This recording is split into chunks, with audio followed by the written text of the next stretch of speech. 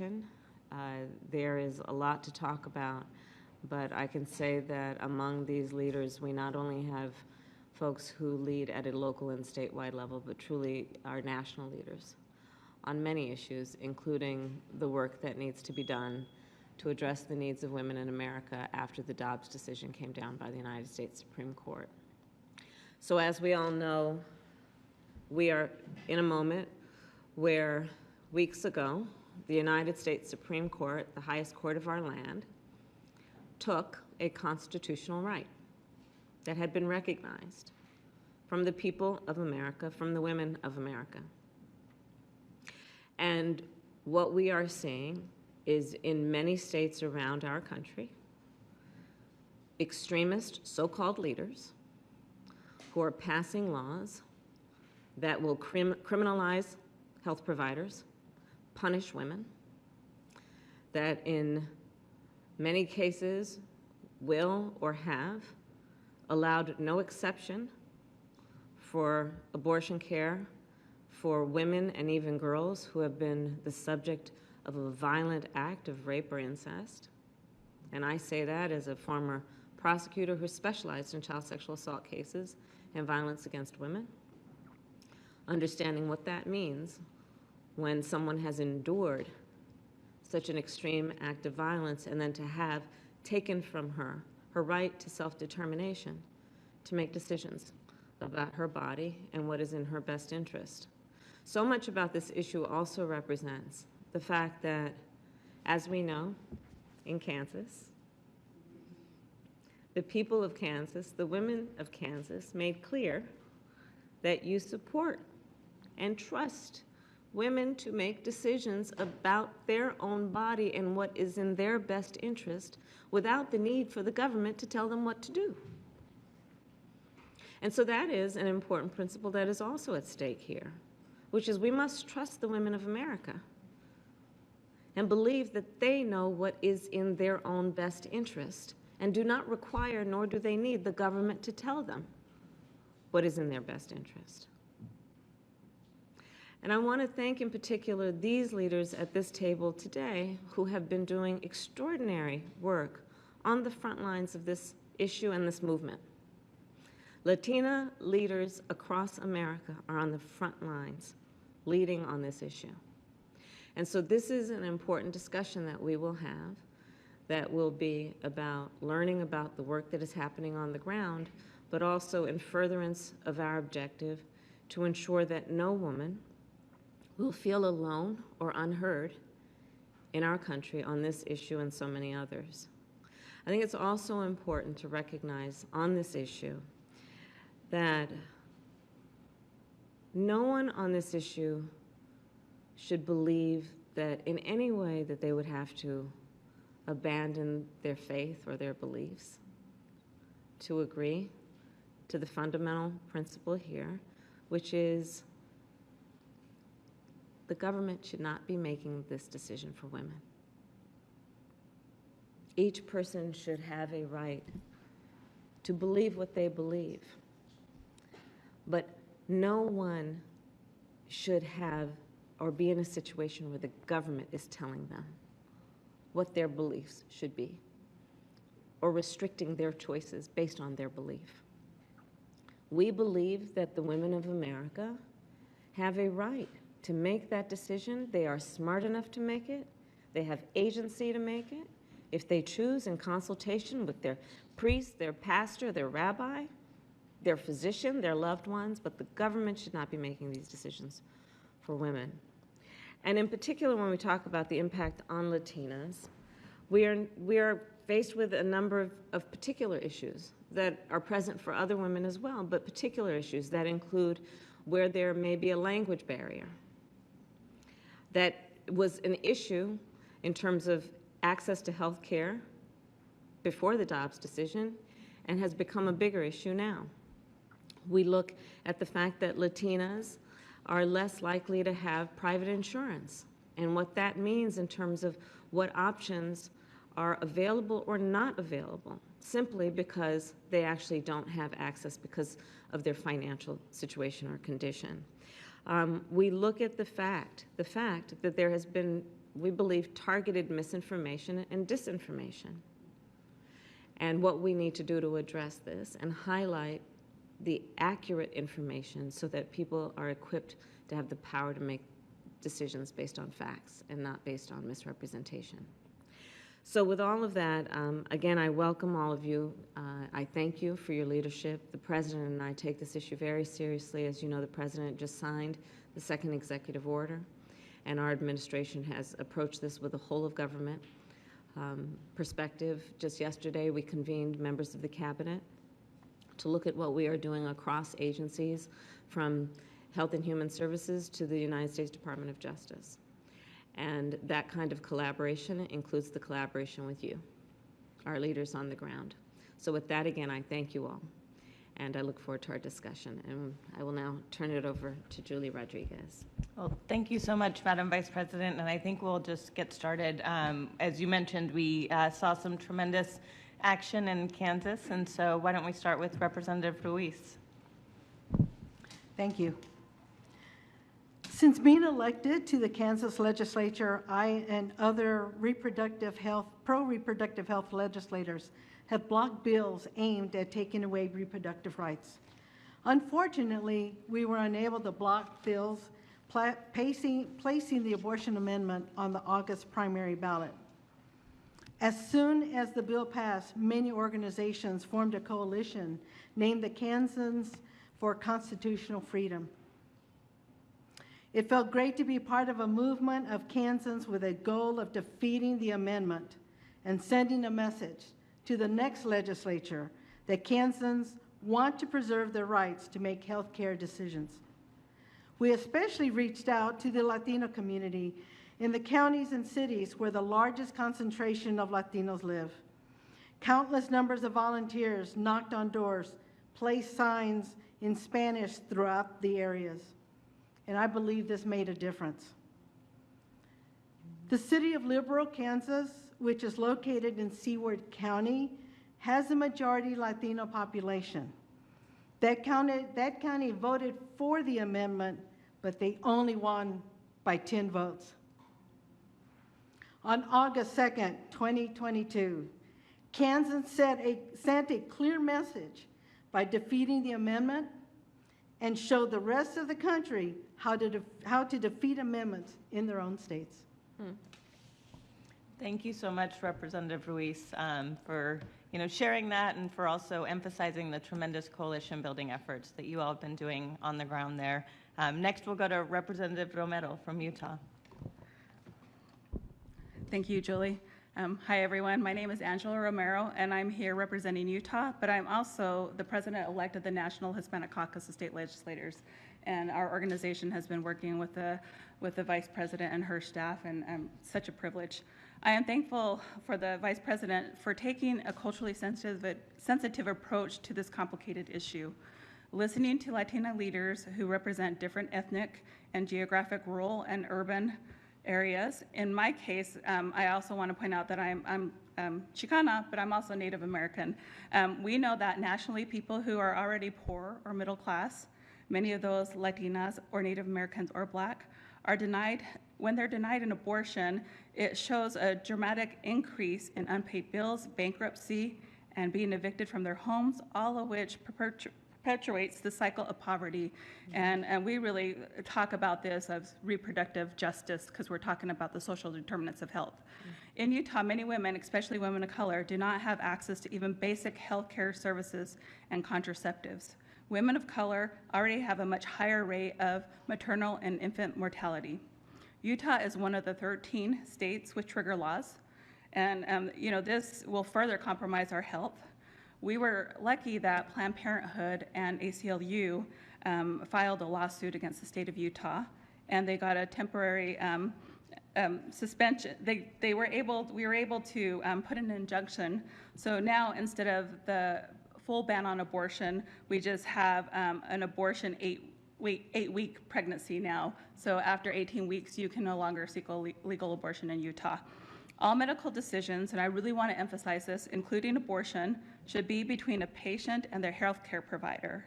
I am sponsoring a bill to remove criminal penalties for those who provide abortion services or information. No one should have to fear prosecution for providing safe, scientifically sound medical information and services. And I really want to emphasize abortion is health care, and we have to continue to say that. Thank you. Thank you. Thank you so much, Representative Romero. Next, we'll go to Texas and Representative Hinojosa, who I know has been, at this issue for, many months as we saw Texas, be one of the first states to really take action. Many years. This has Fair, been in the works many years. for years, but I appreciate the opportunity to share with Vice President Harris the concerns of my constituents, of fellow Texans who have been stripped of their right to make decisions about their bodies and their health care and their families. Yeah. I am Catholic, so I understand religious objections to abortion, but like many Catholics and like many Texans, I also understand that I can live my life of faith, I can practice my faith and live in a country that protects the rights of all Americans to practice their own faith, to make decisions about their bodies and their families. Governor Abbott and Republican legislators forced this extreme abortion ban on Texans and made no exception for rape or incest. And we have already seen an 11-year-old child, an 11-year-old girl in elementary school have to flee her home, flee her state to seek an abortion out of state. They made no exception for a non-viable fetus, a fetus that will not live. So this is not about life. This is about a government takeover of our bodies and our families. What's happened in Texas is that my constituents in Austin have to travel as far as Kansas to access the closest abortion clinic. It's 500 miles. I had to look at a map when I saw that data point. 500 miles to access the closest abortion clinic. We know many cannot make that trip. We also know that Republican leaders in Texas have vowed to come back in 2023 and ban that type of essential travel. And in Texas, we value freedom and we value families above all else. And no government law should enter a woman's body or any person's body. And no government should stand in the place of the individual to make decisions about our bodies, our lives, and our families. And I want to thank you for sitting down with us and exploring all creative legal solutions to protect the rights of women and the rights of Americans. Thank you. Thank you, Representative Hinojosa. Next, we'll go to Representative Hernandez from Arizona. Hello and good afternoon. Buenas tardes. My name is Alma Hernandez and I'm from the great state of Arizona. And I am very proud to be Latina and also Jewish. So I very much also believe that this is not an issue about religion as much as it is an issue about giving women the right to choose. In the state of Arizona, serving in the legislature, it's been very difficult because we are a state, one of the states that's the most restrictive when it comes to abortion and access to abortions. We have a law that was put into place since before Arizona even became a state. It's an archaic law from the 19th centuries, and it's caused a lot of confusion within our state. It has caused, we only have 10 providers in the state of Arizona, and that is not enough. I represent a community that is mainly Hispanic, and I also represent a Native community, a tribal area. So it's very important for us in rural Arizona to have access to healthcare, because this is healthcare. And we need to leverage and work with organizations like NHCSL so that we can all partner to be able to give women the access that they need for these services. As I said, it's been very confusing in Arizona. Planned Parenthood has officially stopped providing services. Now there's only one provider in Tucson. You have to travel. If you're from the border communities or other areas, you have to travel. And we see that the women who are most affected are the women of color and low-income families.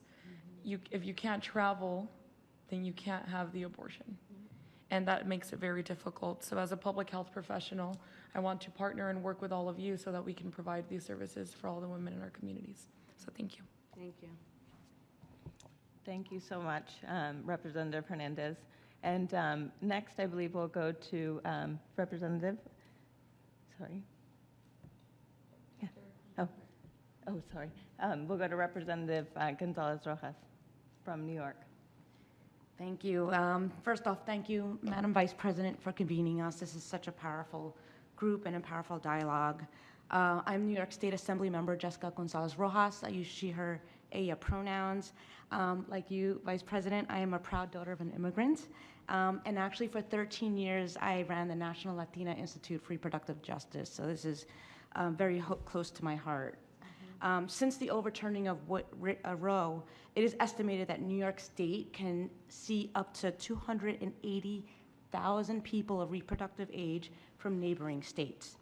And I've been talking to abortion providers around the state on the ground, and they have shared that their clinics are already backed up since the leak of the decision, and that procedures are being pushed out later and later, and that's delaying urgent care.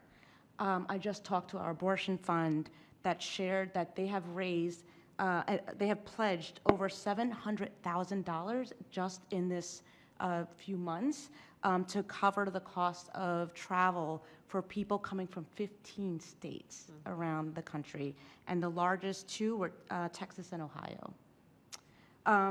We're hearing reports of hostile presence at the clinics in some parts of our state, even in New York. We are understanding that pregnant immigrants, Latinas, and other people of color are citing the lack of funding for travel, the fear of criminalization and deportation as barriers to traveling across state lines in order to come to a state like New York to get abortion care.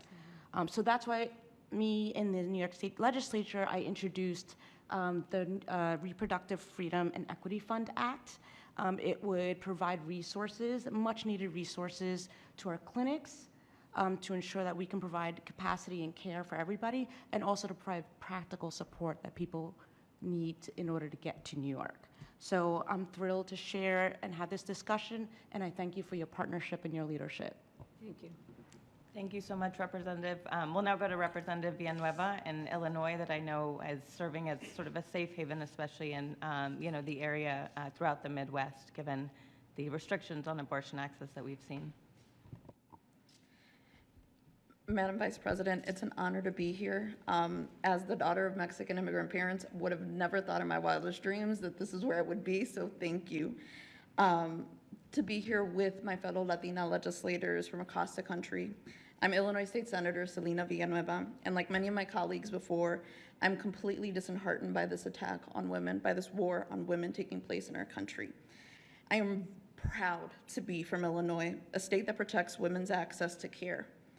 In 2019, as a freshman lawmaker in the House, I was heavily involved in the passage of the Reproductive Health Act, which gives each person in Illinois a fundamental right to make individual decisions about their own reproductive health.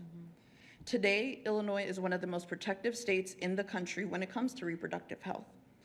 It was important for me as a young Latina and as the state senator of the most Latino state Senate district in the state of Illinois to ensure that the rights of all women, including Illinois Latinas, were protected, and that we increase access to affordable care in our state so that nobody would be without an option.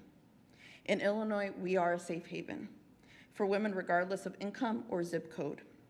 Prior to the decision on Roe, patients were able to schedule an appointment in about 3 to 4 days. But now the wait times are about 3 to 4 weeks. And we do have patients coming from as far as Texas to the state of Illinois seeking abortion services. The amount of need that we are seeing from our providers is enormous. Because not only do we serve as a safe haven for the Midwest and for the states adjacent to us, we are now serving even further than that. I'm committed to working with my colleagues here and my colleagues back at home to ensuring that women have a right to choose. I'll continue to do it in Illinois, and I think we're going to continue to fight to make sure that we make this happen across the country. Thank you. Thank you. Wonderful. And finally, we'll hear from Representative Torres from Nevada. Thank you, and thank you, Madam Vice President, for having us here today to have this critical conversation. And never in a million years would I have thought that my mother and her mother had to fight for abortion access. Now we are once again fighting for abortion access, and my niece, my have to fight for abortion access too. So it's an issue that's really prudent for our communities. As a representative of the state of Nevada, our people voted in support of our right to abortion until 24 weeks and beyond, before I was even born. If the pregnant person's health is at risk, they had just as much access as anyone else. These laws means that Latinas like me have full control over their bodies and their futures. In the state of Nevada, we actually passed the Trust Nevada Women Act in 2019, which I was proud to support, which guaranteed that women had access to abortion without parental consent, and it removed the criminal penalties that would have been in place upon this decision had we not taken that legislative action and had that foresight in 2019. We're working to protect women from other states to ensure that they have access to comprehensive reproductive health care, regardless of whether they're a Nevadan or not. Nevada will not assist other states who wish to criminalize or punish people for receiving, assisting, or providing reproductive health care. And we will protect the licenses of our healthcare professionals from punitive actions taken against them in other states. The governor has done this by executive order, but state legislators continue to be committed to these efforts, and it's critical that when we return to Carson City this February, we take legislative action. Of the 10 states with the highest percentage of the Hispanic population, Nevada is one of 5 states that do not provide comprehensive reproductive health coverage through Medicaid. This is extremely important, and it's important that we legislate equitable access to reproductive health care for Nevadans on Medicaid. As a teacher, I understand just how important culturally competent care is essential. Language access is key, and so is bilingual health education. Too many families have come to me asking for support because they don't understand the medical documents that they're receiving when they're in the doctor's offices. And translation services are just sometimes not available. Right. As a Latina and a Pacific Islander woman, I've been the victim of medical bias.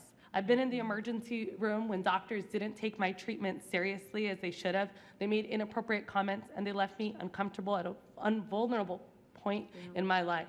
That shouldn't happen to anybody. Abortion access is healthcare, and it's important that we take the correct steps as state legislators, but we need your support.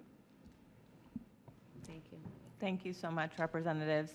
So I think we'll sort of conclude this portion and move into our closed press portion of this and really dig into, I think, some of the realities of what you all are seeing on the ground. So thank you all.